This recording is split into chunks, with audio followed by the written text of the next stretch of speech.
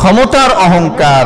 কেউ যদি একবার ক্ষমতা পেয়ে যায় তাহলে সে ভাবে যে আর জীবনে মনে হয় এই ক্ষমতার চেয়ার আমাকে ছাড়া লাগবে না। এই অহংকারটা মারাত্মক অহংকার। এই অহংকারটা মানুষকে শেষ করে দেয়। বাস্তবতা আমরা দেখলাম এই জুলাই 1 বছর হয়ে গেল যে ক্ষমতার অহংকারে মানুষকে মানুষ মনে করে নাই, মানুষকে চতুষ্পদ জন্তুর মতো নির্যাতন করে গিয়েছে এই ক্ষমতার অহংকারের কারণে। দেখেন, আল্লাহ এই ক্ষমতা দেওয়ার মালিক।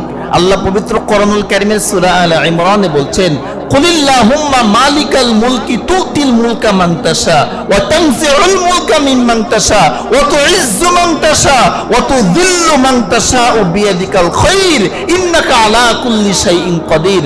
আল্লাহ বলছেন, আসমান জমিনের মালিক আমি আল্লাহ। আমি আল্লাহ যাকে খুশি সম্মানিত করি, আমি আল্লাহ যাকে খুশি লাঞ্ছিত করি, আমি আল্লাহ যাকে খুশি সম্পদ দান করি, যাকে খুশি তাকে আমি তার কাছ থেকে সম্পদ ছিনিয়ে নিই। সকল ক্ষমতার মালিক আমি আল্লাহ। আল্লাহ সব ক্ষমতার মালিক।